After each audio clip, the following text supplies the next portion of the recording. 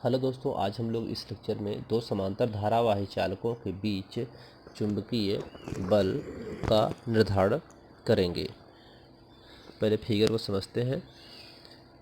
धारावाही चालक PQ और RS हैं। ठीक है, यहाँ पर दो फिगर बनाए गए हैं। एक में आकर्षण दिखाया गया है, दूसरे में प्रतिकर्षण दिखाया गया है। आकर्षण जब समान धारा होगी तो आकर्षण, जब विपरीत धारा होगी तो प्रतिकर्षण होगा। तो कोई एक फिगर लेकर के हम लोग समझ सकते हैं।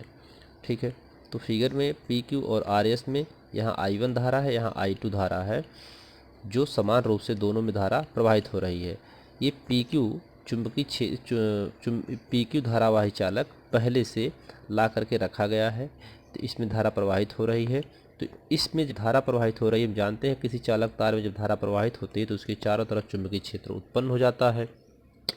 जब इसके पास RS चालक लाते हैं तो इसमें भी धारा प्रवाहित करते हैं, तो इसकी भी चारों तरफ चुंबकीय क्षेत्र उत्पन्न होता है। तो जब इन दोनों चालकों को परस्पर पास में रखते हैं तो एक समान धारा दोनों में प्रवाहित करते हैं और समांतर और समान दूरी पर होते हैं, यानी R दूरी पर, तो इनके बीच में आकर्षण बल होता है। जब यही धारा विपरीत दिशा में प्रवाहित होती है तो इनके बीच में प्रतिकर्षण होता है। ठीक है, तो हमें क्या करना है कि इन दोनों चालकों के बीच में चुंबकीय क्षेत्र यानी R दूरी पर निकालना है। तो यहाँ पर हम लोग ये जानते हैं कि जब एक दूसरे का विरोध करता है तो वहाँ पर लारेंज बल लगता है। ठीक है, यहाँ पर हम लोग लारेंज बल से इसको निकालेंगे। लारेंज बल हम लोग पीछे पढ़ चुके हैं, उसको आप ज़रूर देखिएगा वीडियो, तभी आपको ये समझ में आएगा। तो माना अनंत लंबाई के दो धारावाही चालक PQ तथा RS हवा अथवा निर्वात में एक दूसरे से R दूरी पर रखे गए हैं तथा इनमें क्रमशः I1 व I2 प्रबलता की धारा प्रवाहित हो रही है। ठीक है, अब बायो-सेवर्ट के नियमानुसार चालक PQ के कारण बिंदु M पर चुंबकीय क्षेत्र, यानी इस चालक PQ अनंत लंबाई है, इसको मान लीजिए PQ इसकी लंबाई L, तो इस पे जो है एक I1 धारा प्रवाहित करने से इसमें चुंबकीय क्षेत्र उत्पन्न हो रहा है। तो इसका चुंबकीय क्षेत्र इस पर बल आरोपित कर रहा होगा। किस पे? M बिंदु पर, कहीं किसी एक बिंदु पर यहाँ पर एक बल आरोपित कर रहा होगा अपना। तो ये जो बल आरोपित कर रहा होगा, तो मान लीजिए M बिंदु पर बल आरोपित कर रहा है। ठीक है, अब यहाँ क्रॉस दिखाया गया है, तो यहाँ पर इसका मतलब कि चुंबकीय क्रॉस का मतलब क्या होता है? क्रॉस का मतलब हम लोग पीछे पढ़ चुके हैं कि वह नीचे की तरफ बल लगा रहा है। ठीक है, क्रॉस का मतलब नीचे की तरफ बल लगा रहा होगा। ठीक, यानी आकर्षण बल कागज के तल के नीचे की ओर लग रहा है, और इसका मतलब क्या है कि ऊर्ध्वाधर ऊपर की ओर लग रहा है। ठीक है, डाट का मतलब कि ऊर्ध्वाधर ऊपर की ओर लग रहा है, जो दर्शाया गया है आपको यहाँ पर डाट।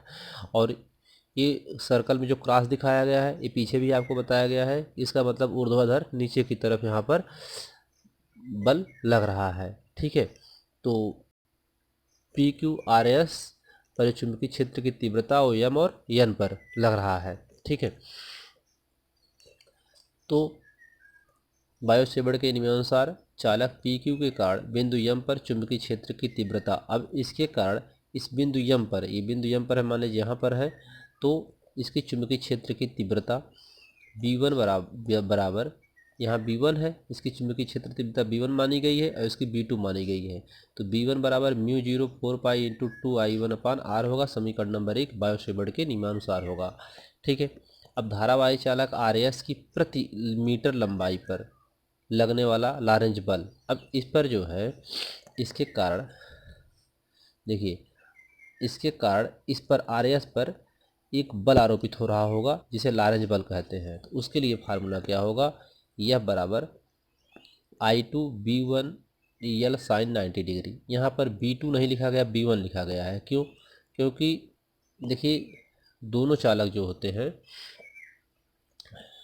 अनंत लंबाई का माना गया है, यहाँ पर दोनों चालक जो है, ये पहले अनंत लंबाई RS जो है अनंत लंबाई है, तो उसमें हम लोगों ने एकांक लंबाई लिया है। ठीक है, कुछ लंबाई मान लिया कि L लंबाई पर, तो जो बल F है, बल F जो है वह लंबवत लग रहा है उस पर। इस पर बल क्या लग रहा है?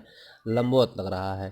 तो लंबवत बल लगेगा तो साइन 90 डिग्री हो जाएगा, यहाँ पे साइन 90 डिग्री हो जाएगा, साइन 90 डिग्री का मान 1 हो जाएगा यहाँ पे। इसके बाद यहाँ पर B1, अब यहाँ B1 लिखा गया है, तो B1 मीन्स क्या है? B1 मीन्स ये है कि जब दोनों में समान धारा प्रवाहित हो रही है तो B1 और B2 आपस में बराबर होंगे, यानी दोनों चालकों की जो चुंबकीय क्षेत्र है चारों तरफ वो बराबर रूप से बराबर उत्पन्न होगा। ठीक है, इसलिए B1 की जगह B2 की जगह B1 लिख दिया गया यहाँ पे, और ठीक है यहाँ I2। ठीक, तो यह बराबर I2 B1 L sine theta. ये समझ में आया आपको बात? B1 कहाँ से आया कि B1 और B2 दोनों चालकों में PQ और RS में समान रूप से धारा प्रवाहित हो रही है, तो B2 की जगह B1 लिख सकते हैं। जो अनंत लंबाई का चालक तार है तो उसमें हम लोगों ने L लंबाई, एकांक लंबाई लिया है, और चुंबकीय क्षेत्र की तीव्रता उस पर लंबवत लग रही है, इसलिए वहाँ पर साइन थीटा की जगह 90 डिग्री ले लेंगे तो इसका मान 1 हो जाएगा। यहाँ नोट में हमने आपको लिख दिया है कि दोनों चालकों में चुंबकीय क्षेत्र समान है, अतः B1 बराबर B2, इसलिए समीकरण 2 में B2 की जगह B1 लिया गया है।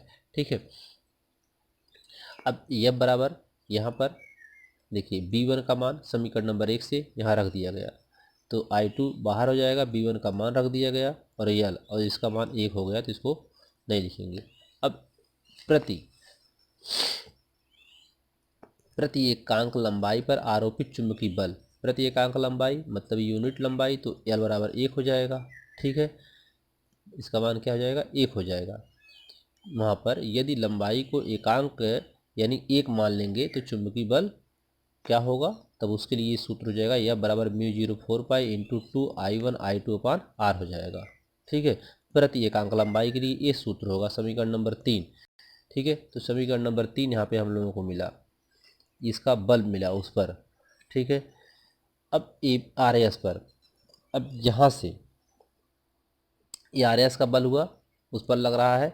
यहाँ जो ये फार्मूला है, ये फार्मूला जो है पूरे धारावाही चालक के लिए है। जब वहाँ पर प्रति एकांक लंबाई न दिया हो तब ये वाला फार्मूला लगा देंगे।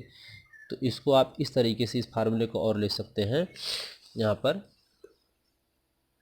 कि यदि प्रति एकांक न दिया हो तो, यानी प्रति एकांक लंबाई न दिया हो तो यल इसके नीचे यहाँ ला कर लिख देंगे और ये फार्मूला आपका बन जाएगा। ठीक है, अब आगे धारावाही चालक आरएस के कारण बिंदु यन पर चुंबकीय क्षेत्र। अब इस आरएस के कारण, इसके कारण अब इस बिंदु पर चुंबकीय क्षेत्र क्या होगा? ठीक है, अब ये डाट है, यहाँ पर सर्कल में डाट दिखाया गया, इसका मतलब क्या? ऊर्ध्वाधर ऊपर की तरफ बल लग रहा है, और क्रॉस का मतलब नीचे की तरफ। ये आपको सब पॉइंट ध्यान में रहने चाहिए। अब यहाँ से हम लोग धारावाही चालक आरएस के कारण बिंदु यन पर चुंबकीय क्षेत्र, तो B2 हो जाएगा। अब तो B2 बराबर μ04 पाई इंटू 2I2 अपान R, समीकरण नंबर 4, ये बायो सेवर्ट के नियमा अनुसार। अब धारावाही चालक PQ की एकांक लंबाई, ठीक है, यहाँ एकांक लंबाई पर आरोपित चुंबकीय बल, तो यहाँ पर 90 डिग्री L B2 हो जाएगा। यहाँ पे B1 की जगह B2 लिख देंगे। I1 F डैश मान लेते हैं, इसको इस पर क्या मान लेते हैं? F dash. अगले जो धारावाही चालक है इस पर हम लोगों ने F माना था, इस पर जो आया था RS का मान, यहाँ पर समीकरण नंबर 3, इसको F माना था। अब इस पर जो बल लग रहा है इसको F डैश मान लेते हैं, इस पर जो बल लग रहा है F डैश लग रहा है। ठीक है, तो F डैश बराबर I2 B2 L sine theta, ये दोनों समीकरण आपको यहाँ पे मिले। देखिए यह बराबर आपको क्या मिला? यह बराबर आपको मिला था I2 B1 L sine 90 degree मिला, इस समीकरण नंबर 1 मिला था, 2 मिला था आपको। अब यहाँ पर मिल रहा है F डैश बराबर I1 B2 L sine 90 degree, समीकरण नंबर, यहाँ पे नाम नहीं दिया गया अभी भी, यहाँ पे आप नाम दे सकते हैं, कुछ भी समीकरण लिख सकते हैं, मान लेते हैं समीकरण 5 6 कुछ भी है। ठीक है, तो B2, अब ये F जो है ये F किस पर आया था? RS पे आया, RS धारावाही चालक पर आया, और ये किस पे आ रहा है? PQ पर आया। ठीक, यानी ये जो धारावाही चालक है ये इस पर क्रॉस दिखाया गया, यहाँ पर डॉट दिखाया गया, ये PQ और ये क्या है? RS। तो यहाँ बिंदु M है, यहाँ बिंदु N है। अब इस पर जो बल लगा वो बल, यहाँ पर जो बल आया RS पर इसके कारण, तो वो RS के कारण जो बल आया ये आया। ठीक है, अब इसके कारण इस पर जो बल आ रहा है वो ये आ रहा है, यहाँ B1 लिखा गया, यहाँ B2 लिखा गया, इसका मतलब क्या है कि दोनों समान है, तो हम B1 की जगह B2 और B2 की जगह B1 लिख सकते हैं। इस पर चुंबकीय क्षेत्र B1 है, इस पर चुंबकीय क्षेत्र B2 है। एफ डैश बराबर I1 B2 का मान यहाँ से रख दिया गया और इसका मान 90 डिग्री समीकरण 4 से रखा गया और 90 डिग्री हुआ, ख़त्म हो गया, यह लिखा गया। इसके बाद यहाँ पे ठीक है, तो ये आ गया। अब ये जो है अगर प्रति एकांक होगा तो यहाँ पे प्रति एकांक अगर होगा तो ये वाला सूत्र लगा देंगे।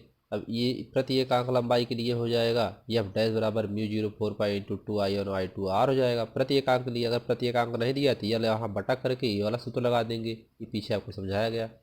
अगले सूत्र में समीकरण नंबर 5, समीकरण 3 और 5 से देखेंगे। समीकरण 3 हम लोगों ने यह बराबर पाया है μ04 इंटू 2I1 I2 अपान R, और यहाँ पर एफ डैश बराबर क्या मिला है μ04 इंटू 2I1 I2 अपान R। आप देखेंगे समीकरण नंबर 3 और समीकरण नंबर 5 दोनों क्या हैं, आपस में बराबर हैं, तो इसलिए हम लिख सकते हैं एफ बराबर एफ डैश।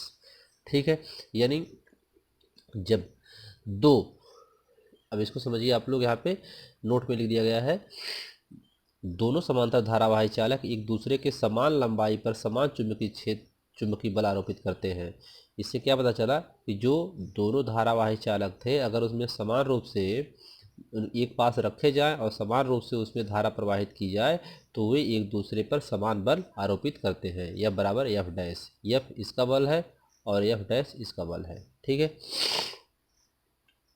अब इसके बाद आगे इसमें दोनों चालकों में धारा की दिशा समान होने पर उनके बीच परस्पर आकर्षण, परंतु धारा की दिशा विपरीत होने पर उनके बीच प्रतिकर्षण बल कार्य करता है। अगर धारा समान होगी तो आकर्षण, नहीं तो प्रतिकर्षण। ये दोनों फिगर आपको दिखाया गया यहाँ पे, समान धारा में आकर्षण, विपरीत धारा में प्रतिकर्षण होता है। तो धन्यवाद।